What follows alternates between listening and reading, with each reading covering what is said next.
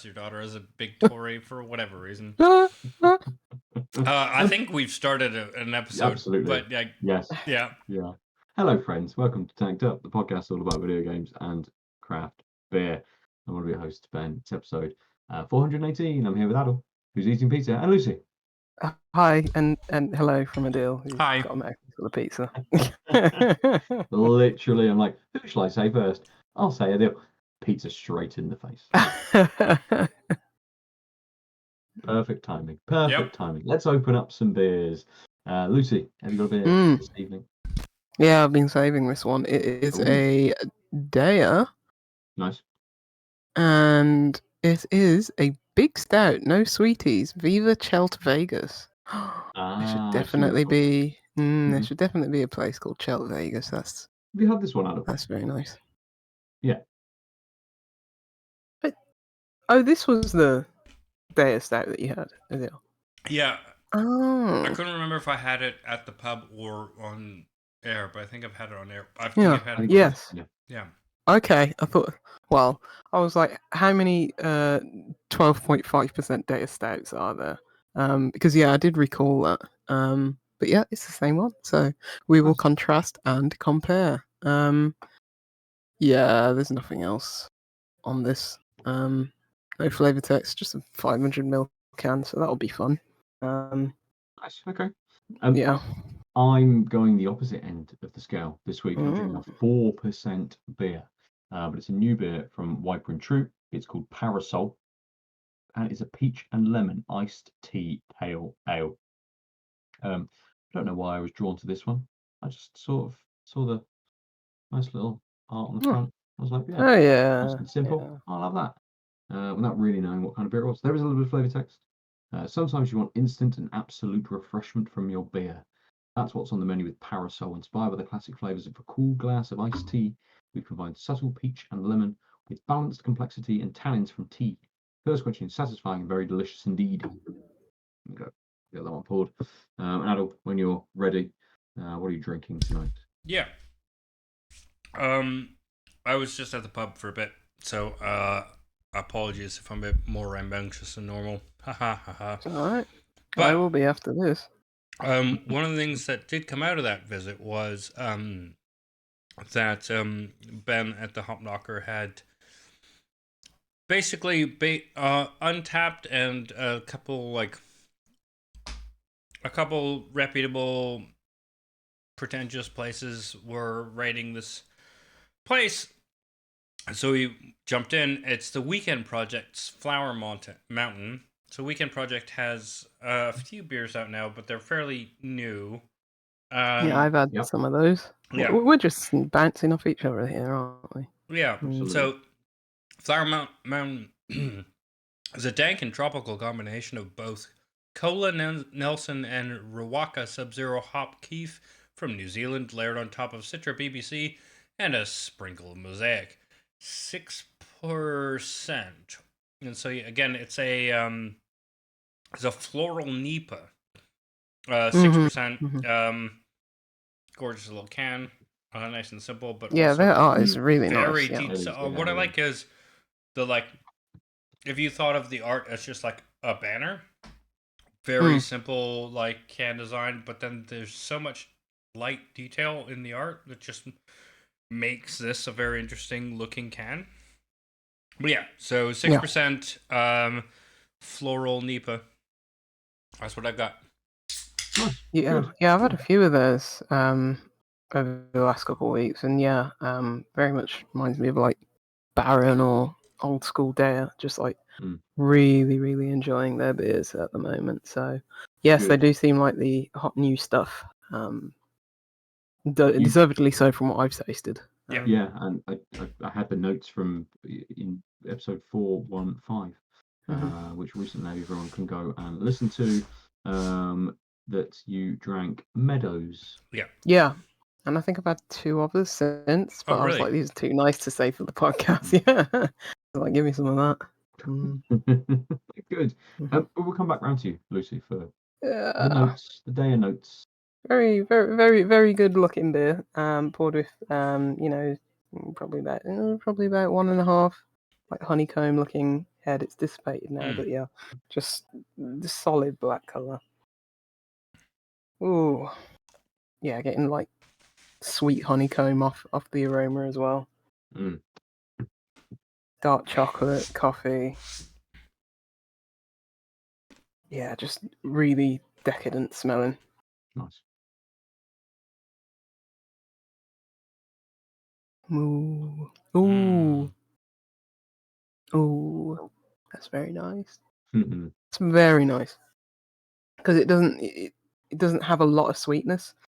I'd say it's more on the bitter side, which is actually nice and a bit refreshing. Because yeah, some stouts I feel can be just too sweet, and you want that bitterness, just to cut through that sweetness. This is more. It's got a bit more. It might have been what you said, Aadil. It's got a slight acridity to it. That's just it's definitely more leaning more into that bitter side. You know, like bitter dark black coffee rather than having a nice mocha or something where it leans more into the chocolate.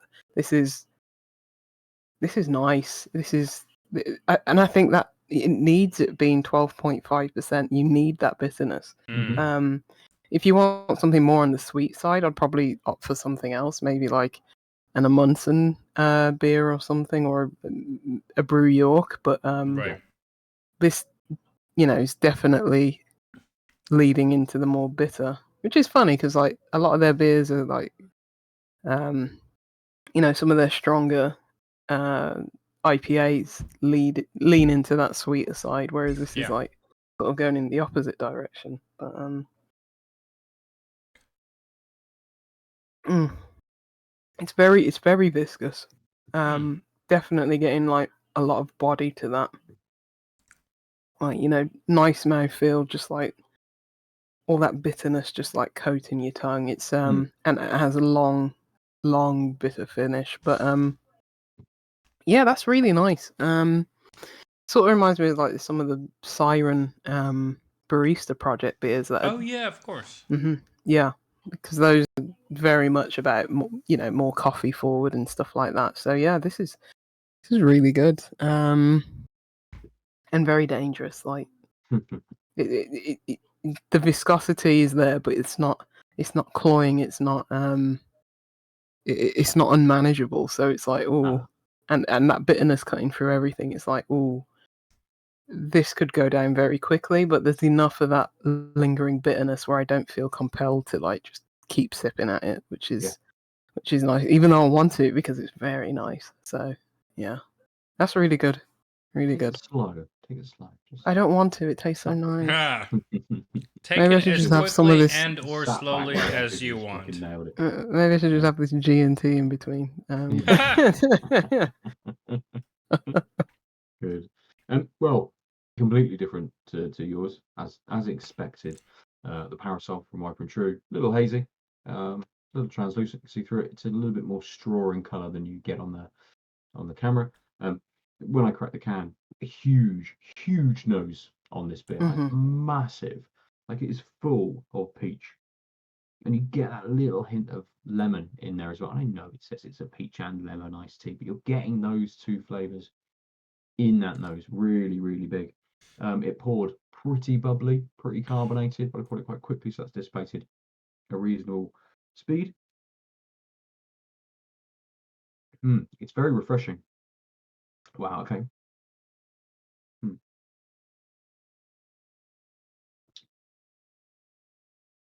It's a nice mix of flavours. You're getting that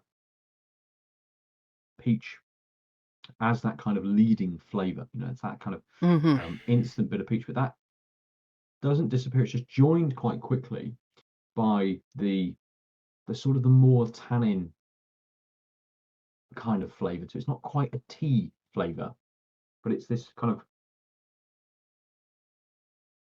mix of tea with those fruit elements, but with a really carbonated mouthfeel to it. So it doesn't taste like a fruit tea. It tastes like a beer, but just a very fruit forward beer. And it is refreshing. It's very, very crisp. It's actually a lot drier than I thought it would be as well. Like those flavors linger, that those sort of tannins come in. You can get the tea. There's this zesty lemon in the flavor. You know, get maybe a bit more of the lemon on the nose than maybe in the flavor, but that's a bit more of a zestiness kind of backing up things. And it finishes with a very dry, very light kind of bitterness to it as those flavors all sort of mingle together.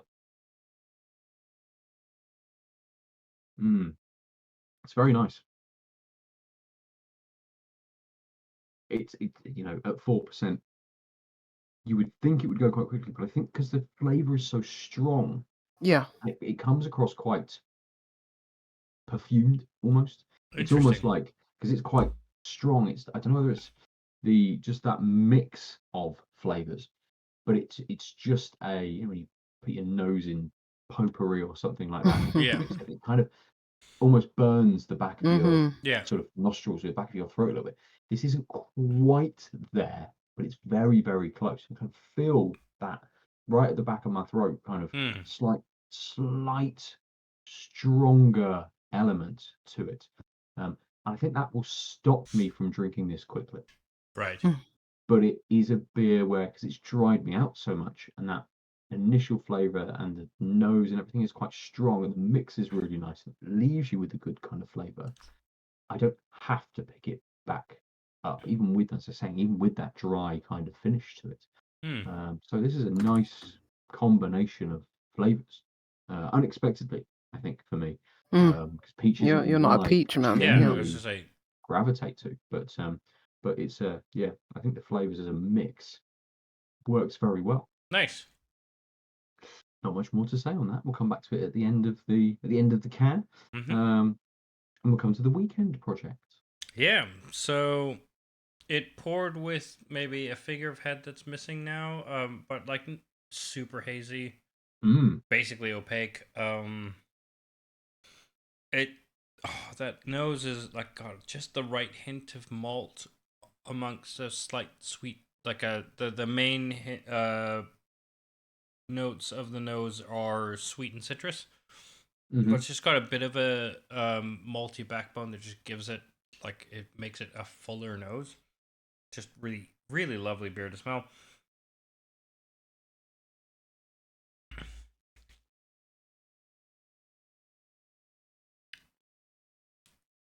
Oh, that's a really great beer. I will say, 6%. Never gonna notice that. Nice. Sorry. In terms of like, Doesn't it taste. feels light. Yeah, it doesn't taste super thick, viscous, Okay. Yeah. strong. It's got a really light feeling taste profile. Yeah, because what I found with their beers, where it's like they're very easy and very drinkable, but it's not like you're missing that body. Yeah, that's a good way of putting it. Yeah. Is like, it doesn't taste 6%. It tastes full. And I think that's Yes. because like they've put a handful of different hops in, and they're trading places really well. So it feels like there's taste going on, but I can explain it away with, oh yeah, so there's like, it starts a bit tropical, then it goes a bit sweet, then it goes a bit more citrus, then it kind of falls back into a slight sweet maltiness. That's enough, right? That's really complicated. Yeah. That seems fine. And they're like, oh wait, but it's also 6%, and so somewhere in there is this alcohol, probably in those last two notes. But like, it's doing this trade off, and it's really well balanced. So I could easily be like, this is just a really like nuanced beer, and then it could be 4 or it could be 6%. Yeah. Which obviously, if you know maths, there's a slight difference between the two. What I really like about it is, even on that like more tropical start that I mentioned, it kind of like is malt forward. So like the maltiness, which I think helps understand like the depth of this beer, it's kind of there the whole time. It's sort of like slightly malty and tropical, and then it moves to slightly sweet and then citrus, and then more sweet and then much more malty. But the that entire taste curve has a bit of that maltiness, which gives you a sense of like, yeah, oomph, strength. I'm raising my shoulders. I want to say like it's it's filling out the suit. It's not using shoulder pads. Like it's like a it's no, but it's the 80s and we must use shoulder pads. No, we just must work out. Leg day doesn't exist. Shoulder day exists. Like that's what the 80s is. No, but like let's go too off far. I think that's what I really like about this is that there's a through line that can't be faked. It's just like, oh yeah, this is a little more boisterous, and that boisterousness is in the malty sweetness, or it's in the malts, and that comes out as a bit of a sweetness, and the rest of the tastes are like intermingled with that. So it all feels really well balanced. If you were just like casually sipping it, you might not notice that it's like got this heft. But also what you wouldn't not notice is that it feels balanced. If that makes sense. Like if I was just sipping this, I wouldn't notice how well this fits together. But I wouldn't be like, oh wow, this is 6%. I can kind of get where that's coming from without it feeling boozy. It's just like a very it's just a very well put together beer. Agreed. Yeah, I find that with a lot of them where they have that fullness to them, and that body. But it's like, oh well, you're not doing a lot. It's not like I'm getting like the taste profiles and that very good balance of like even like a double IPA, but I'm not getting something as thick and as full, but still getting a lot of those, flavors that you would from like a double dry hopped double IPA. So yeah, I really enjoyed their beers as of late. Yeah. And I'll pick up some more next time I go to the bottle shop. Nice. I think it's one I will definitely look out for. Where are they from? Where are they? Can't remember. Weekend Project. Home Lane Lower Peover Whack. Excuse me? Did you read that backwards? How drunk are you? Not enough. Weekend Project Brewing Company Limited, Home Lane Lower Peover, WA169QH. WA? Is that Warwickshire? I don't know. Or is it WA69. What was it? WA? WA169QH. Watford. No. No. Oh shit! I've also forgotten that if I all tab away, that might be bad. No, we're good. Maybe we said this before, Lucy. Knutsford. Yeah. Yeah, we just south of Warwickshire. Yeah. We definitely. I now remember this conversation where I think we basically did the exact same transaction. Yeah. Knutsford. Good old Knutsford. Yeah. Yeah. There we go. Next time, sort of midway in between. Project, we'll have the same conversation again. Yeah. Let's just go to Knutsford. It's equidistant for both of us, probably. Me and Ben. Not for Durham. You'd have to probably fly down. What? Tain't no thing to go to Knutsford? Nothing? No, okay. No, that one's lost on. Andy, yeah. Most of them hit, but that one. Yeah, it's fine. It's fine. Don't need to explain it. Okay. Someone out there got it. Yeah. Yeah. Relax. Talk about some games. Cool. I might just lead in. Yeah, do you think? End of my conversation from last episode. Just to mention, I'm playing more PES or eFootball. Again, but it's weird. I don't understand it. It doesn't make any sense to me. I want to play a football game, but they're like, here's a reward, and you can get a not even get a card for a player who is the player on your team. You now get the opportunity to get a card for a player. You will always get a card for a player. Just is like you could get. I did a match, and the reward for doing the match and winning the match was the opportunity to win a Paul Scholes card, which allows him to be in my team for what I've now found out for a year. not 365 even. days you Oh, have But you yeah. don't just unlock a character. player. Short-term contract. Well, Ben, he But- is like 45, so you That's- would only yeah, sign him on a yeah, one-year yeah, deal. yeah. Yeah, so. But instead of him, I got someone completely different. I can't remember who, because obviously there's only like a X amount of chance to draw Paul Scholes, but Yeah. there's a 95% chance to draw one of these other 100 players that are in this draw, essentially. And that is the way that New PES works. And you take all of these cards and you build a team out of them. And then when you play a game, obviously the players are in your team. So if I'm wanting to play Man United, I can't, because it's filled with, when you start, there is ways that you can play authentic teams, but a lot of it is based around this dream team type element. And within that, you're upgrading players, you're leveling them up, you're improving their stats. So, currently I've got Ronaldo, and he is Okay. at rated at like 92 or something like that, because it's the Portugal version of Ronaldo. Fuck's sake, are you kidding me? I've got two Ronaldos on my team. I've got the Portugal version of Ronaldo, and I've currently got Got R9? no. No, I've got the that only comes in rare mythic booster fucking packs. Emirates version of Ronaldo, wherever he plays at the moment. Saudi Arabia. Okay. Yeah, Arabia. Yeah. So I got that version of Ronaldo as well, who's rated much lower than the Portuguese national I'd team imagine. version of Ronaldo, which again I would imagine is rated much lower than the legendary Real version of Ronaldo. So interesting. there's layers upon layers. I can have a whole team of just Ronaldos from all these different Yeah, but you wouldn't things. want Obviously, to because half shit. of them are shit. Exactly. But it's No, the half that are like 90 times better than any other player who's played the game, which is funny. Well, so, yeah. Right, but you could have the premium version of, you could have 4 premium Ronaldos and then 4 premium God knows who else, and then Sergio Busquets. goalkeeper and rover. But A Blackburn rover. It's interesting that most of my team, or the drops that I've got, the cards that I have got, and players are the best ones are all forwards.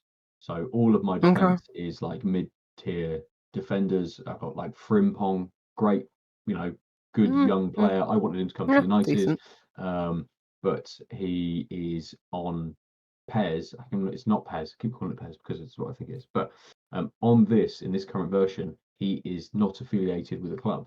Now he's only rated at like 82, but he's still the best right back that I've got in that squad of players that I've drawn. Whereas currently up front, I'm rolling Mbappe.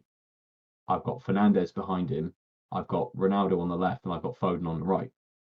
Like that is the draw. And then I've got a really good version. I've got like the Bayern version of Muller.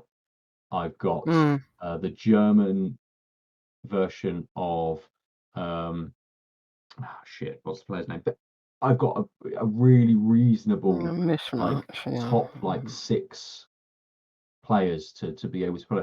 And I had Højlund as well for a reasonable amount of time. And I was playing him up front, and he was just banging goals in. How did you get these players? Don't you usually have to these spin some roulette with? Well, it's on the roulette. You get some of them. So Mbappe was a reward for doing a specific game mode, and progressing through the game mode enough before it had reset. So over a 7-day period, I progressed far enough to unlock him, essentially.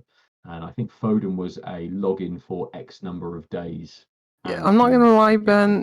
The conversations that hurt me on this podcast are like Final Fantasy, where it's just I'm in pain listening to it. I'm getting those same pangs of pain listening to this. I know. It feels really grimy. Ben, but which one has the best blitzball stats? Do you want me to just loan you my copy of, like, I don't know, FIFA 96 or something? Oh my god, yes. FIFA 2000 might be my favorite FIFA game. And it's 1,000% because I could play it at my friend's house, Colin's house, and we could play on the network. on his Mhm. computer and his Nice. partner's computer, which was way worse, but we could play it. Mm. And also, it was before the game gate kept the idea of you shouldn't foul the goalie, so we won't let you.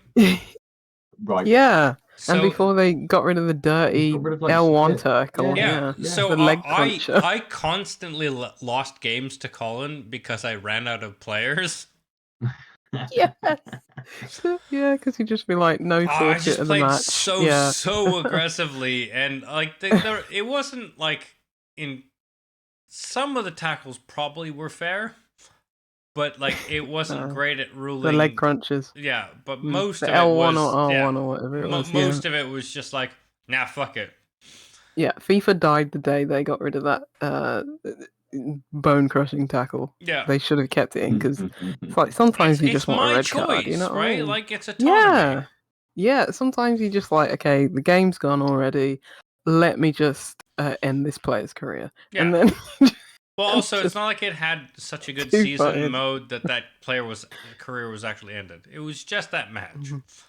You're just crippling a keeper for a match. What's the big deal? Yeah, I don't know why they removed that. I will say, figuring out how to do that consistently on a fucking keyboard, probably one of my unsung gaming achievements. The number of times I managed to fucking foul out with the worst fucking match of game and input device. Oh, those are the days, man. That's why it hurts me, Ben. Whatever you're saying, it's just like, come on, man. This is a video game. It's meant to be fun. It's meant to be stupid. It's football. Yeah. Come on. Why are we having packs that we have to unlock? And it's the level of currencies which are again just so prevalent in a bunch of these like live service type games. I don't know how it's not FIFA anymore, is it? It's like FC or FU or what EA Sports FC or something. Fuck like you that. is right. Yeah, FU, exactly. yeah.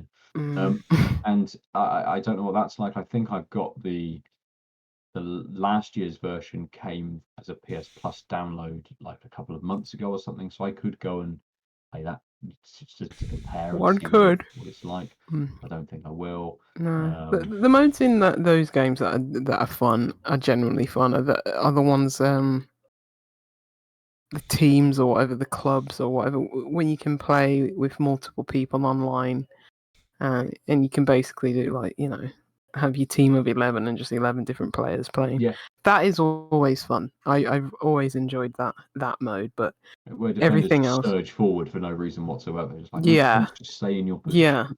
Yeah. Especially when you're bad at the game. As I am, because I never kept up with it probably past 2006 or something like that. So, yeah, that mode is fun, but everything else and like all the menu items and having to just actually try and get to a video game, it's tiring. It's just let me.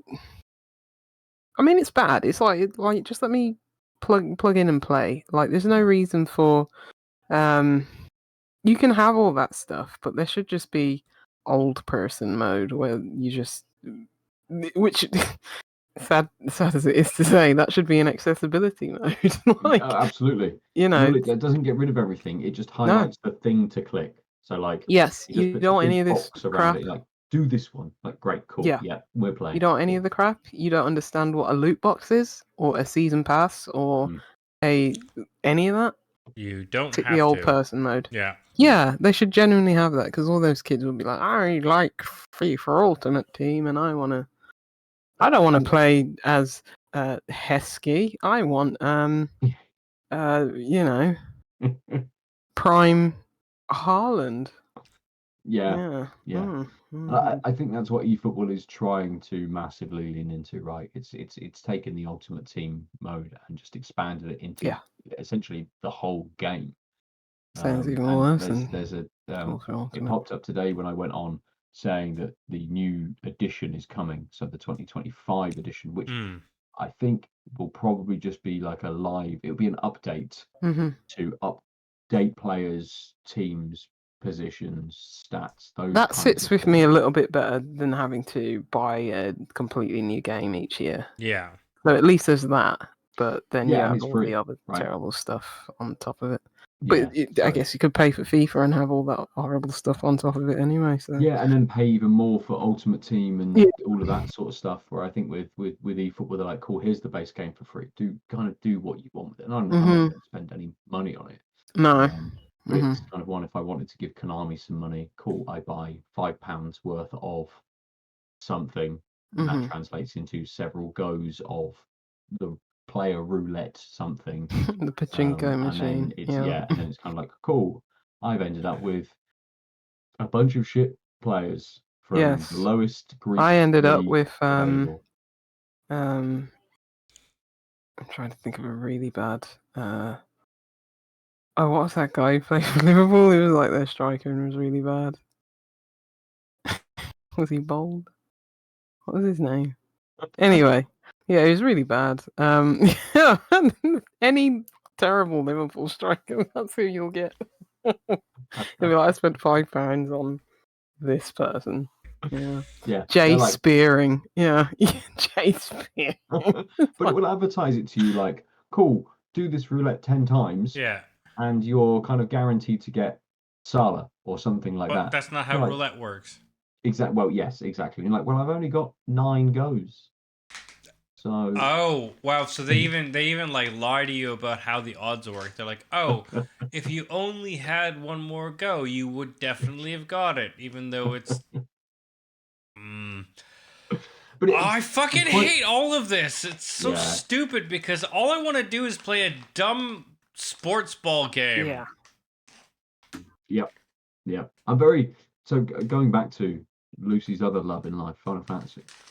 I don't never understand why they didn't do a Blitzball kind of mode or a Blitzball game like a standalone element, because in FF10 you kind of just had to stay in the same, Oh, fucking progress the story in yeah. no way whatsoever, and you can play as much Blitzball as you fucking like. But Blitzball was Um, so I like the idea of how the game is supposed to work and the mhm, like actual mechanics of playing Blitzball in FF10 was miserable. yeah. It's like, oh, it's a dynamic game where you're in a weird water sphere and you're throwing a ball around and you want to block goals, etc. Oh, cool. So it's like a bit of handball, water polo, basic soccer rules. Oh god, I Mhm. said soccer. That's how fucking divorced from reality I'm currently at. But actually, it's a turn-based like strategy where you don't get any information on other people. You're just like clicking to like hopefully do a thing, and then it turns out to get a good weapon for progressing the actual plot, you have to play enough blitzball that you want to kill yourself. Yes, the guy is it the guy who Waka. punches shit, isn't it? Isn't it that you get a weapon for? Yeah, I it was think. Waka, the blitzball player. You Well, have to yes, like yes. win a season. Fucking F. So I like the idea of ultimate weapons. The problem is with Final Fantasy games, often you like are incentivized to get the ultimate weapons, and FF10 I think was the most egregious. Although I don't know if I ever got them in later games, but like this is the game. This is the thing where Blitzball sucked. It wasn't a good input mechanism. It was a neat like lore thing, and playing Mhm. it was miserable. And in order to get Waka's ultimate weapon, you had to like win it, the championship or a season or something. And you're like, this is awful. And like, I don't enjoy any minute of this. Even if I figured out how to like play the game, it's not fun. Man, But that's nothing compared to fucking Luna, who she was the spellcaster. yeah, So, do you remember how to get her ultimate weapon? no. Oh, you dodge 1,000 lightning bolts Oh, on the lightning bolts. lightning plane. Fuck. Yeah, So yeah, there's absurd. so it's one of the only dynamic fucking places, places on the map. Lightning could strike you at any time, and it had a precursor, and you could hit a button and dodge it. Sounds cool in the notion of like some flavor. You lost a few hit points per character, fine. But actually, in order to get her fucking ultimate weapon, you had to dodge 100 of those. So you just wandered around waiting for lightning to strike and you to dodge it, time it right, and you have to do that 100 times in a row. Otherwise, it reset. Fucking no game should have that kind of bullshit. This is the joy you're missing, Lucy. Yeah. Yeah, Lucy, this is why you should play JRPGs. Because then you want to... Then every game seems so much nicer.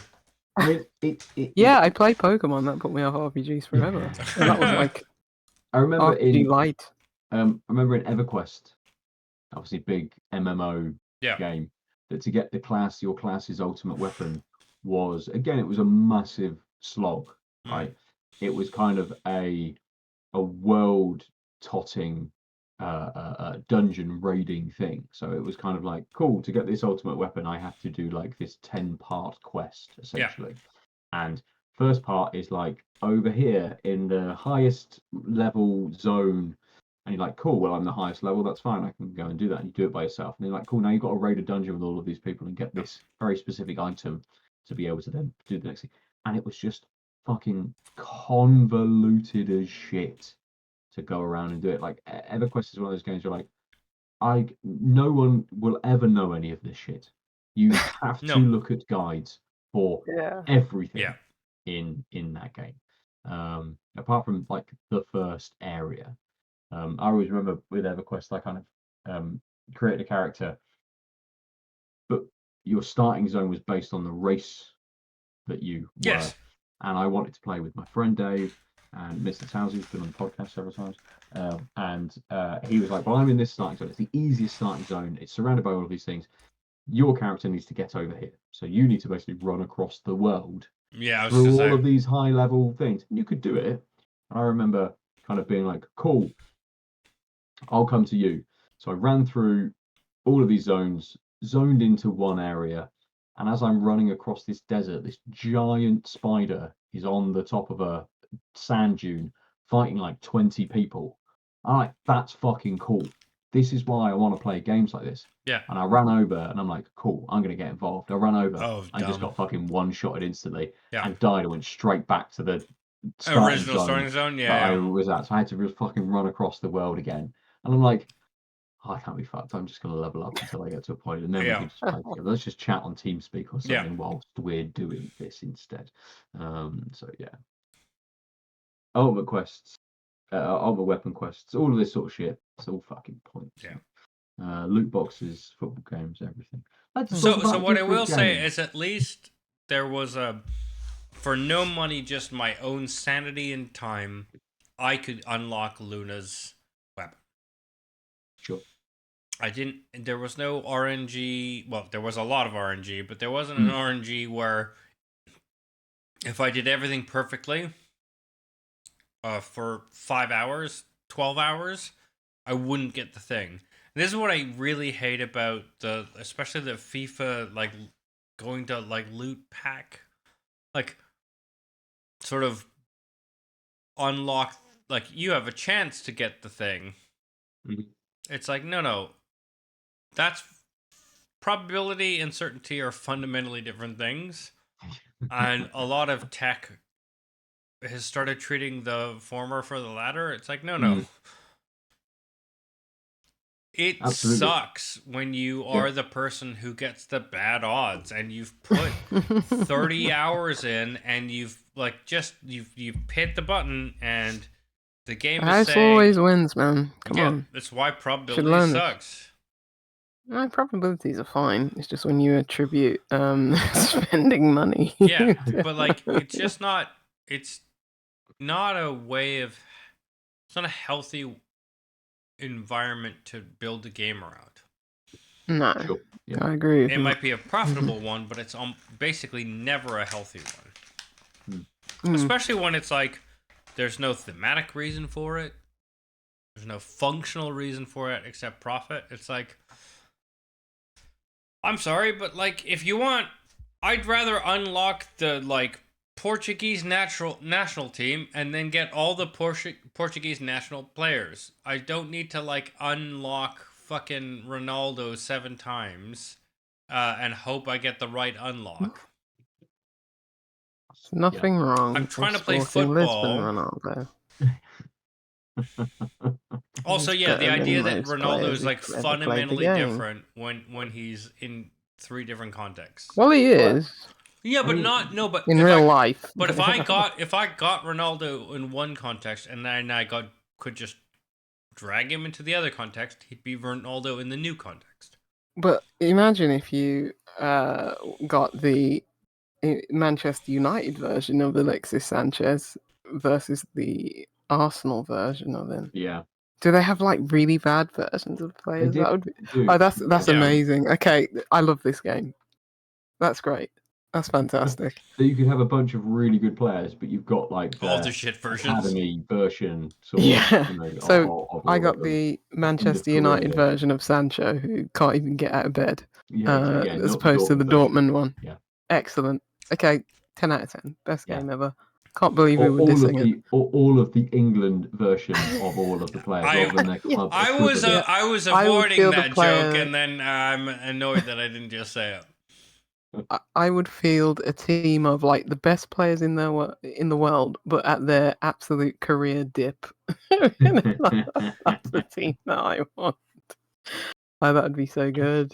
And to be fair, you could just have Zlatan Ibrahimovic. Oh, it'd be anywhere good he's been. across it. Yeah, Just across every single card that he is. consistently It's like good. 100 at every single place he goes. Good. Let's move on. Lucy, you got games to speak about this week? Yes, I finished the Crimson Diamond, which Oh, nice. Yeah. I really enjoyed that. Deal. Well, you weren't here for when I talked about it last week. Yeah. Yeah. It's basically a old school text parser adventure game. Like prior to when we had like what is considered like the modern version of like a point and click. Yeah, I really, really enjoyed it. I was very early when I spoke about it last week. It's basically it's like a very kind of like enclosed murder mystery game where you're just at this one location, like in up Ontario. Yes, I was about to say it's set in Canada. Yes, you're a mineralogist who's been sent there to discover if diamonds are in the region, and then you're basically at this lodge. You're kind of like stranded there because the bridge back to other areas of Canada got blown up, and so you're just stranded in this like lodge with all these colorful characters, and you're there on a mission to like see if there's diamonds in the area, but then it turns into like a murder mystery, like full of sabotage and double crossing and stuff like that. So yeah, it's the start of the game, which I was speaking about before, it's very much like a tone setting thing and quite slow, learning the characters, learning their motivations, and just like really embedding in that setting. But yeah, then things pick up and things start unraveling. As I say, it's like a murder mystery game and a whodunit kind of thing. But there's like, it isn't just about like the murder and figuring that out.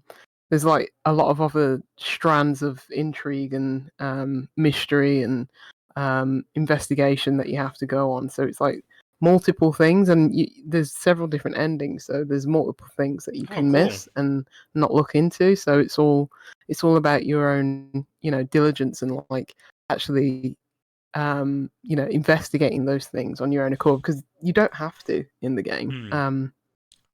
Sometimes you have this notepad that can like point you in direction and be like, maybe you should do this, maybe you should do that, but you don't have to, right?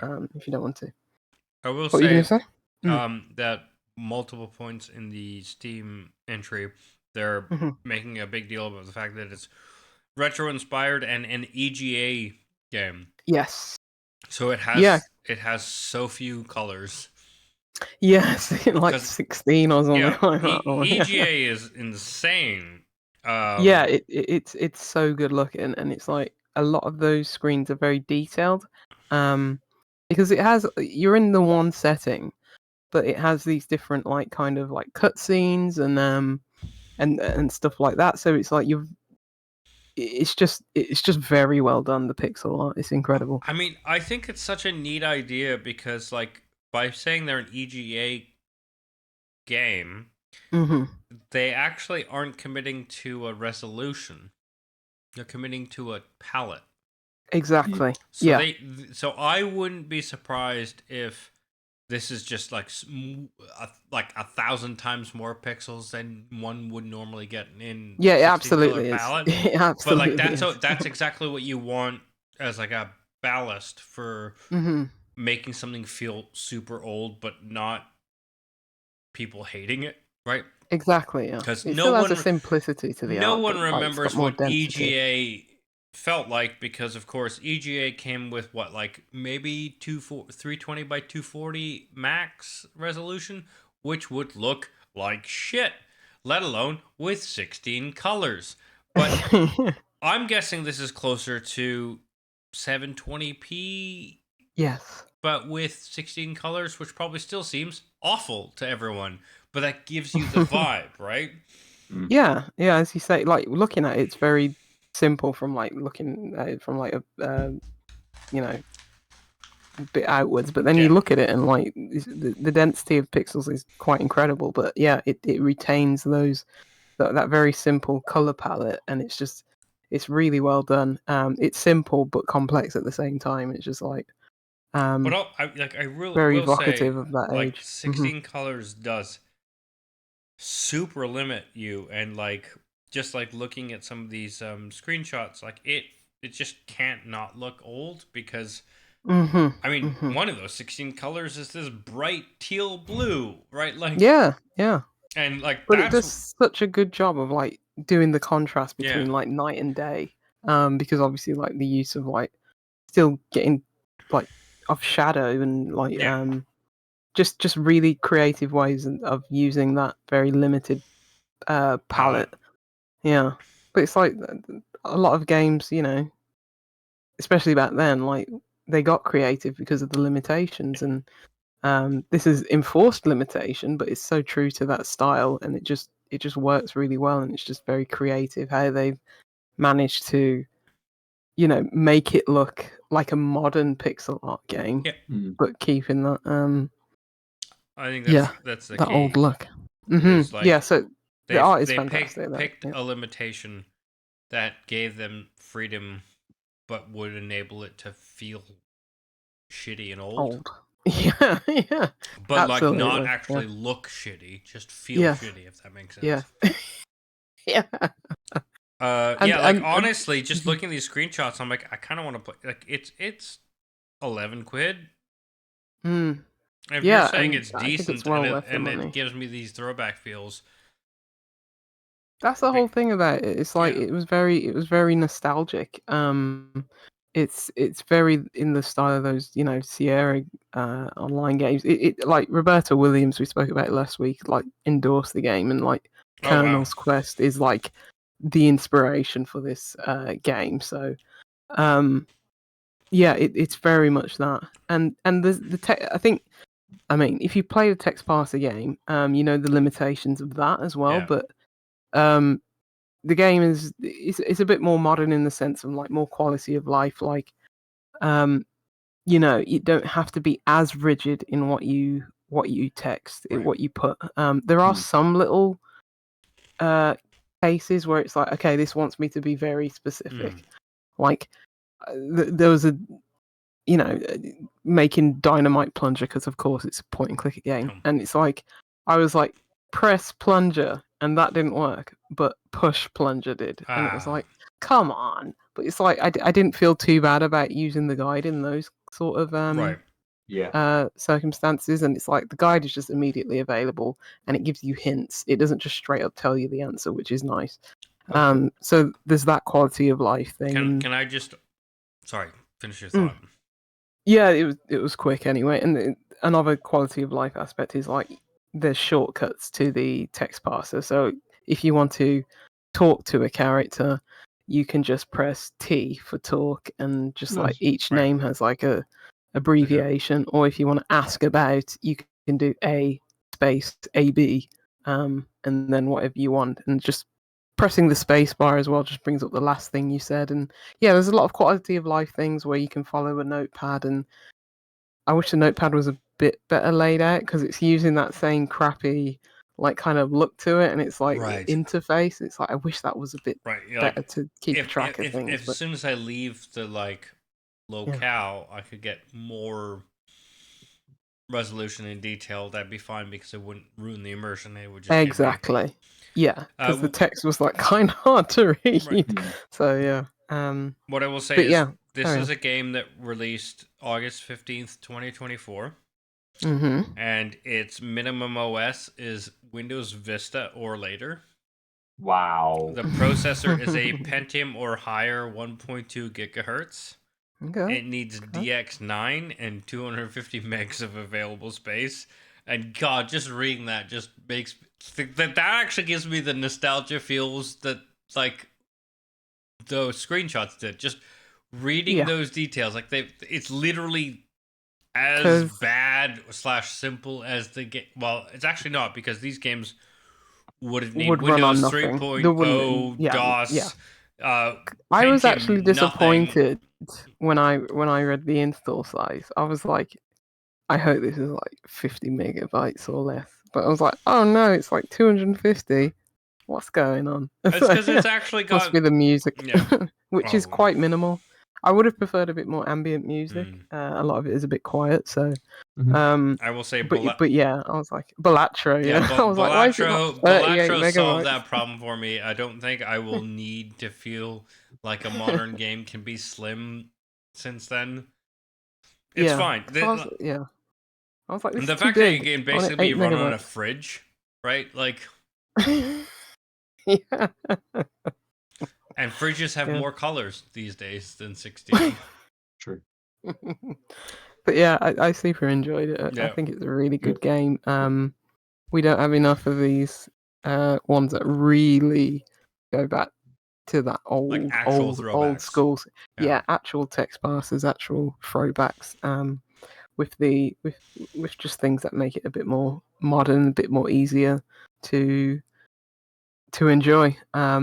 Again, if you're not old and ancient like we are, mileage may vary. I think it's very much something that is for nostalgia, but because in terms of like in terms of the puzzles, they're not really going to test you too much. I think what's more interesting is that it's more, about being curious and investigating things and actually following those threads. It's less about, okay, I need to do A and B before I can do B and C and C and D, and that just like continuous like stretch of puzzles. This is more like, okay, I want to go find this out. I want to do this and do that because at the end of the game, it straight up tells you like, okay, these are all you have like an interview at the end of the game where it's like, what did you learn about this, that, and the other thing, and it's like, you may have just only followed one of those threads, potentially, and it's like, oh, well, there's all this other stuff that I could have done. So it's about being, curious. Right. Nice. So yeah, really good game, excellent game. So yeah, cool, good. Nice. Is there anything else you've been dabbling in, or is that game? Well, I jumped right into this after the Crimson Diamond because that set me off what I needed to get into games. That tactical wizard game is pretty good. You know, it's really good. Tactical Breach Wizards, which is from, gosh, what's his name? The same guy who did Gunpoint. And I never played his space games, I think. Yeah, I never played his second game, which I might go back to now because I'm sure I have. Yeah, so the same thing for me. I meant to play the Heat game. I'm just trying to bring it up now because it's not the Heat game, but yeah, but it is something Heat. Yeah. Heat Signature. I saw this in 2017. It was like, oh, I really want to play this. Same. But I didn't finish Gunpoint, and I liked it a lot, and kind of was like, oh, This was literally one of those rare moments where Dill was like, this is a very similar, like, it's from the same developer and it's the same style of thing, and you should just hold off. And if you like play a bit more of this other game and really like it, now you've got a new thing. And of course, I never actually played more of the other things, so I never bought Heat Point. Heat signature. God damn it! Floating point, heat point, morph blade, heat signature. Point heat and gun signature. Yeah. Exactly. He's literally So what I find fascinating is when I was looking into Tactical Breach Wizards, was that there's a loose notion of what they call the Defenestrate trilogy, which is Gunpoint, Heat Signature, and Tactical Breach Wizards. Oh, excellent. And what I really like is when I was really young, I learned what Defenestrate meant, and of course it means the act of something being thrown out or pushed out of a window. I only learned that in like probably the last 4 years. And word. it's like it's a great central word. mechanic in 3 of these games, such that it's an unofficial like trilogy of this developer. Gunpoint, I remember shooting people through windows. Heat Signature, I'm sad now I didn't get to play it because I want to figure out how to push people through windows. And then Tactical Breach Wizards is apparently also a window throw outable game. If you want a niche.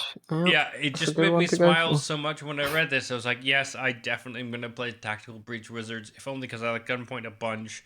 And this is just such a silly thematic tie. And it's exactly the kind of nonsense I love about indie video games. Well, video games in general, but definitely indie video games.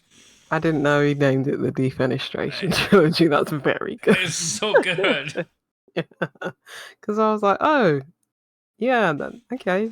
Yeah, because it's like in the game, it's like defenestrate enemies, and I was like, and it shows it has to explain the verb because it's not a common one. I only learned in the last probably like 4 years or whatever. It's like verb to throw out of a window, and it's like, okay, so that makes sense that it's the defenestration trilogy. You shoot people out of windows. It's got wizards in it, so it's got that like kind of fantasy setting that's somewhat grounded in, sort of alternate reality. It's like wizards in like but the tactical really means something. Like you've got like bulletproof vests and like insertion points and stuff, right? Yeah, and you've got like it's very, what I like about it is because of that kind of whimsical setting, it can just basically do whatever it wants, and it's not beholden to like boots on the ground combat real life kind of thing where it's like, okay, my gun can only shoot in a straight line or whatever. Whereas like, I don't know, in Wanted, your bullet can bend around corners or whatever, stuff like that. God, that was an awful film. But yeah, this plays with like a lot of different mechanics, and I'm still like, I think there's 4 acts. I think I'm like about halfway through Act 2. I'm about 7 hours in, because there's like side missions that you can do and stuff like that. It's. I mean, Aadil, you'd love it. Ben, I'm sure you'd love it too. It's very much sort of like Into the Breach, but like way more forgiving than that is, even because that's a roguelike, and that's this is very much more story oriented, going through different acts, like a 4-act story. So one of the things that I saw in the in like previews and the press releases, like there's never not a moment you can rewind. Yeah, technically, you can always test things out, and then if you commit to that turn, then yes, it goes into the next phase, and you can't rewind all the way back to the start. So but like unlimited rewind, so you can optimize a chunk. Yes, so you can rewind as many times you want in a chunk, but once you've committed to finishing that chunk, you can't rewind. That's actually it sounds weird because the way they advertise is the way it's been discussed. People are kind of just glossing over that there is no limit. And actually, what you've said makes me more interested in the game because the puzzle solver in me, like you, at some point you need to commit to the bit, right? Like, yes, if you could rewind the whole level, something gets lost. yeah, absolutely. Yeah, And so the fact that it's like some boundaries, but like you get to play within that boundary, you get to do whatever the fuck you want, and then you exactly. get to choose when you move out of that boundary. So if it turns out to put you in a bad place, that's kind of on you because you committed to the Yeah, bit. and it also brings in that kind of like Actual sense of stakes. actual stakes and like different probabilities and Mhm. actually having to adapt to your circumstances rather than keep rewinding and Yeah. just being like trial and error. There is trial and error within that phase, and that's really good. But it's like, oh, you can't just learn by rote, kind of like You kind of just face roll your way through like e- the decision tree. exactly. Yeah. Yeah, exactly. There's actual times where you have to adapt on the fly and stuff like that. And so yeah, that's what I really love about it, because you can just be like, okay, I want to optimize this run, kill as many enemies as I can, get my squad in the right positions in this phase. But at the end of the day, who knows what the next phase is going to throw at me? And then yes, you can rewind all of that separate phase, but it's like, But you might have put okay, yourself but in exactly the wrong setup, so it's much yeah, harder. yeah. So you can optimize it to a point, but it's like, oh, but the odds and the probabilities, what I've done still may not be the best course of action, because I can't see that much into the future, and that phase can change each time you do it. So yeah, it's really interesting. It's really forgiving in that sense. Like Into the Breach, you could rewind, but like once per turn or something like that, and it's like, to and the it's a point, roguelike. like basically, unless it was like an actual misclick, I assumed I couldn't rewind because it was so limited that it wasn't worth strategizing around. It was just like a nice, oh fuck, I've like, especially when it's playing on a phone versus like a computer, it was like, oh, I fat fingered this. Great, I'm glad I could do this. Yeah, and there were some times where it was like, oh, thank God I can Yeah. rewind in like Into the Breach, or just undo the last phase. But yes, it's like you can only use that once per turn or per match. Round I don't or know. I whatever can't it was, remember. Yeah. And I love Into the Breach. I absolutely adore that game. But yeah, this is really cool. It's got those same. I was gonna say Into the Breach is entirely where we both like SRPGs from now, but like the ones that I liked, or the ones that introduced me to the genre, were exactly the wrong type of game that would entice you. And Into the Breach was like right, this is how the puzzle solving meets the RPG.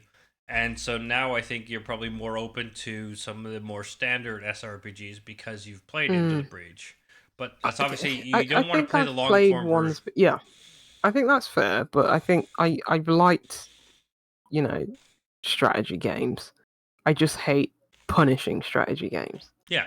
Like sort of like SteamWorld Heist. That was a strategy game, and that was more forgiving. I just hate strategy games that it's just like, okay, oh, my entire squad's dead because I misclick something, and yeah, and I've never liked real-time strategy anyway. No, but I'm talking some about stat has decided that you're just going to miss that shot. Yeah, yes, that kind of. So that that kind of nonsense. Fallout 1 and 2.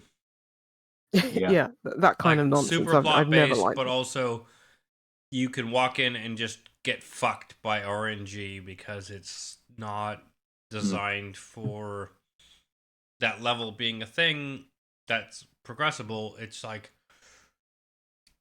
we're an open world, and this is just the way you interact, and sometimes RNG is gonna suck because that's the basis of interaction in this like style of game. And I used to like the plot of these games enough, and the strategy. I would deal with the shitty like bad rolls or whatever. But Into the Breach definitely was like a sweet spot of, this is where I realized, this mechanism can be much more puzzly than kind Exactly, of yeah. plot and bad luck. Yes, the RNG is where the enemy's gonna land Yeah. and where they're gonna move to, not whether I, make direct contact with them and Yeah, they're just like, oh no, the shot missed or something like that. Yeah. But yeah, Tactical Breach was very much less about the RNG and more about the trial and errors, trying things out, puzzling your way through it. And Nice. the like structure isn't can you figure out the way to like minimize RNG going badly? yeah. And more of try all the things you want, and like maybe you can figure out what the design level strategy or a decent level strategy is. Yeah. And everything's very much tight knit, like kind of very small environment. So it's like it's all about, you got all the elements there. It's about figuring out, the best course of action, Right. optimizing it, and it's these very small, tight rooms, like sort of like fights in small spaces. Yeah. That game where it's like, okay, very small little arenas, and then you just do several of those in a row, and that's like one level. Right. Rather than this very big, expansive 40-minute level or something. Yeah, you can not on a spend big 40 map minutes on a moving level. through, so- Yeah. Right. Yeah, it's not a big map. You can spend as much time as you want, like, rewinding, replaying it, optimizing it, but it's like it's not massive levels, and the story's really good. And it's really funny writing. My question, because that's obviously watching some gameplay and PR videos. I was like, oh, this seems like up my alley, but like, what is the game about? Because again, traditionally, because of like the RNG elements, etc., the thing that keeps me in this type of game is the cool world. And sometimes it's not the cool story, it's just a cool world. Like I think FF Tactics is a good example. Yeah, it's a cool really world. good gameplay and a cool world with almost no plot. Yeah. It's fantasy, but not like the kind of nerdy, stupid fantasy like Harry Potter and everything's magical. This is much more grounded in. I mean, there's like private military companies and stuff like that, so it's like gritty and political, and but it's written in very light-hearted, funny style, sort of like Donut County-esque. Really, that's high praise. Yeah. Nice. Yeah, and it works really well. And it, genuinely like chuckle at the writing, quite often in this. Yeah, it's just overall really good package so far. I've been just there are some, like with most games, there are like optional objectives for each level, and that helps you like level up characters and stuff like that, or just get them nicer clothes. I can't remember, but clothes sounds about right. And yeah, and yeah, so sometimes I do like an optional thing. Sometimes I get all the optional things. Sometimes I get none of them.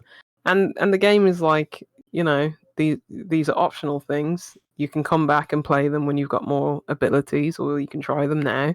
Doesn't really matter. And it's like, I like that. Sort of like Celeste, where it's like, doesn't matter how many times you die. Here's some accessibility options if you want. It's a video game. Have fun with it. And it's like, right. Yes, not all strategy games have to be life and death, and just give me a fun game to mess around with and figure out. Make me feel smart for figuring out, right, the solutions. And it's like, yes, I've popped a few achievements where it's like, finish this level in one turn and do this and do that, because I notice it, and it's like, ooh, not only if it's an optional objective, it's like, ooh, could I do this? Like, right. And it's not like, oh god, I'm gonna have to start this 40-minute level all over again, and this character's died, and I have to replay the entire game or something. It's just like, I'm doing that of my own volition because it's fun, and it gives you that kind of the wants are compact. freedom. Ah, The wants are compact, right? They're not mm-hmm. asking you to do Yeah. something huge. Exactly. Yeah. Yeah. Just little bite-sized arenas, just to puzzle your way through. It's really good. So far it's like one of the best games I've played this year, which isn't saying much because I haven't played much, but It's still almost it's good. September, It's still so notable. like Mm-hmm. It's very good. I think you'd both really enjoy it, especially you, Aadil, because literally the you're things this I was kind just of saying. Yeah, tactics guy. yeah. The things that we said for the past 10 minutes. Yeah. Yeah. I mean, there's a It's not reason why I know a bunch about the game, having not played it yet, right? Mhm. Yeah, and gosh, I think I'd love to go back to Heat Signature, but there's something really cool about this, like the animation and as I say, like the characters sort of look like Donut County-esque art as well. But it's like every time you breach, like every time a level starts, it's like it's got this like kind of side-on view of the characters just talking about okay, what's in the room, where are we in our mission, and just like random chat, and sometimes it's light-hearted and funny. Sometimes it's like learning more about the characters, and then they're like, "Okay, shall we breach this room now?" And it's like, "Yep," and it's just like this seamless transition between that 2D into that isometric view, and Oh, cool. it never gets old. It's just like, okay, these characters are badass. Just Nice. these wizards and necromancers just breaching into this room. So yeah, and the enemies are like similarly have weird abilities and stuff like that. So it's very good. It's very good. This guy should keep making games. Amazing. I mean, yeah. Mm-hmm. Good. Cool. Has anyone else got anything they want to cover this week? Anything else to bring up or discuss? No, I mean, this is really reminding me that I'm real behind the ball on other strategy game I was supposed to review and have totally lost the tether on. Right. Which in a way is probably similar-ish in terms of the genre at least. Yeah, no. This is to why I was like, Tactical oh PC. yeah, right. I literally cannot let myself look into that game more because other game. Just buy it. I think it's still on sale. Buy it and just put it I will aside for a not while. buy it because I had got a code for a game months ago that I've Aadil, lost track just of. do it because you're gonna waste your money ending up buying this one anyway for full price. Yeah, Just that's buy true, it yeah, whilst yeah, it's yeah. on sale and just be a good Also, boy yeah, and not open. you Like, know, no, let's just be yeah. a dill and buy a game and not install or start it ever, and then it's normal. Which is a big possibility, so Yeah. you might as well just buy. Yeah, you're not wrong. Yeah. Woof. I don't think I have anything else to. No, those are literally the only games that I've played. But yes, Crimson Diamond has lit a fire underneath me. I'm ready for Nice. games again. So yeah. Good. Great. That sounds fucking fantastic. Yes. Yeah, absolutely. Mm-hmm. Let's roll back round then to beers. Finish out the episode with you. Lucy, any final thoughts on the day? I've barely made a dent. Really? Really? Yeah. That's Yeah, this is like the first port. There's still half a can left. So Is that because it didn't entice you, or just because it's like very sating and so you aren't rushing? the latter. Yeah, absolutely. That's great. Yeah, I mean, I'm not surprised. I've had that beer before, but I just wanted to. Yeah, and you were the same. Yeah, you. Yeah, I nursed it like and not. Weirdly, you think because it's such enjoyable beer, I wouldn't, but like one wouldn't. But it's very easy to because it just like stays with you. Yeah, absolutely. It's like I could literally sip this for until midnight and be cool, be fine. But I want to sleep and I gotta wake up early tomorrow. So. This is a bad idea. I should have had a 4% beer like Ben. Well, speaking of that, my 4% beer was very nice. I'm very, very happy with it. The flavour in this lasted the entire can. It didn't sort of ease off, really. My palate became a little bit acclimatized. That kind of little bit of bitterness that I was getting disappeared, really. So my palate became a little bit better suited to the mix of flavors that were that were going on. That zestiness and the lemon kind of kept up. The peachiness was there at the start again. The tannins, that slight tea kind of flavor, sat in the background that little bit as well. So it's a lovely beer. Again, very refreshing. This is kind of a good afternoon beer. If you just want maybe one or two, but you just want to sit out for a little bit. Yeah. This is like an iced tea, I suppose. It's a very good kind of Right. beer to just be able to sit and sup because of that dryness to it. I had one of those Wiper and True alcohol-free beers yesterday. And I was just like, yeah, hits the spot. Hits the spot. Nice. Just to get that hit of carbonation, and then Yeah, absolutely. What did I drink the other day? I drank something that was like really carbonated, and it was just like too much. Like the flavor and the level of carbonation just hit like too much. I'm just like, oh, it's just too bubbly, and I feel it was Carling. A little groggy. Was probably. What was it? Oh, it was is it called Menabara, something like that? It is like a macro kind of, you can buy it in like co-op. It's like an Italian brewery. Yeah, it didn't sit very well at all. And I brought like two of the big like bottles as well. So it was like 25 quid or something like that. That's how they get you. That didn't sit. Yeah, absolutely. I should have just brought a Moretti or something like that instead. It was only on the cheap. Yeah. The Sal de Mer Moretti, which they were giving those out free, and I had it, and I'm just like, what am I drinking? Why am I drinking? Exactly. You could just. Yeah, it doesn't matter that it's free. Not drink. Yeah.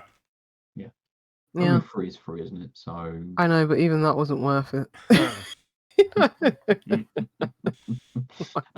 But yes, I very much enjoyed Parasol from Wiper and True. And the weekend project Flower it's great. It's still great. I will say, despite the fact that it's a 6% floral NEIPA, so you wouldn't expect it to have the same sort of like pull as what Lucy was saying. I have finished topping up the can, and a while ago, but I've been sipping it lightly.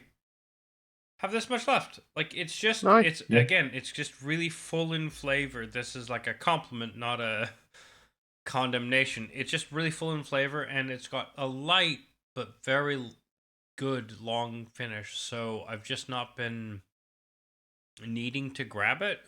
And I will say that, like, I literally talked about no games, so this wasn't me just like chatting my face off and forgetting my beer. I just was like, I was having small sips. I was having sips that were enough to give me that lovely flavor again, and then letting it sit, and it just lasts because I think it's just such a really nuanced, well developed, but not like in your face flavor. I want more of this, of what they're selling. Weekend Project. I know at the Hop Knocker there's two other tins they have, so I'm immediately curious about what they will be, because this is just such a well made beer. Yeah. I think what I've had before is like more of the same, but like I don't mind. I don't care if there's any difference between any of them. I would say if it's just like they're really good at like some sort of IPA, but they're this good, sure, I'll continue buying them because I like IPAs, and like this is a quality level that you don't often hit, because again, I wasn't purposely trying to nurse it. I was just kind of vibing, and at no point did I feel like I wasn't tasting beer, but I've had half the tin. Yeah, it's sort of like how I treat Polly's. It's like they put like 70 different beers out a week, and it's like I don't know what the difference is. But there's something that I just don't want to. Exactly. I like them all. I don't want to analyze it. I don't want to think about it. But I want a really good beer just to zone out with, when I'm doing other things. And so the Holy Grail in town always has one Polly's on tap, and so I know I'll probably always have it. But like, that sounds good to me. You're right. I could not tell you what any one of those was versus another one, but they're all good. Yeah. so I don't I'm care. pretty sure they just can the same thing or keg the same beer every time, and they're just pulling the wool over our eyes. Yeah. It doesn't matter. Stop pulling the wool over my eyes because I just want a decent good. Polly's IPA, and all Polly's IPAs are decent. And the label, the name changes, and I like everything time the name changes. Cool. Yeah. But yeah, This has Talus hops. Cool. It just tastes like the Citra or the Motueka. Cool. I'm sure it's the same beer. yeah. I think when we were looking, when you drank it before, they only had 3 beers available, didn't they? Or at least online, there were 3 beers. Yes, it was. One It of was which quite was limited. sold out, I think. Yeah. So whether they've only got 3 beers in circulation. But clearly, like, so given that, like, when I picked this up, there were 3 beers available at the Hop Knocker. Even if they've just stuck to the 3 types, they're clearly, like, manufacturing enough now. Because, like you said, it was sold out. I think it used to be only buy from the brewery direct, I think, maybe, but now it looks like, yes, they are actually distributing, exporting them, distributing them. Yeah, fair. Nice, good.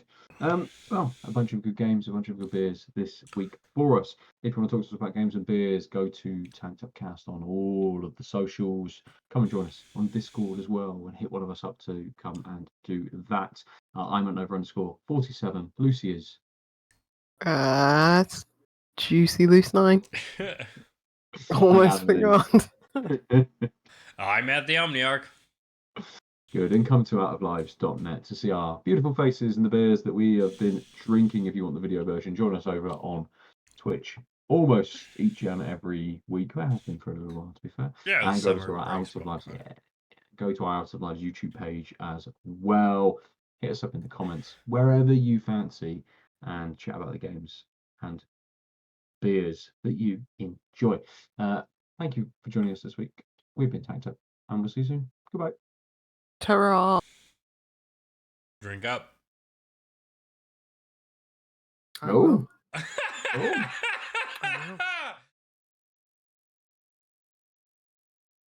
www.outoflives.net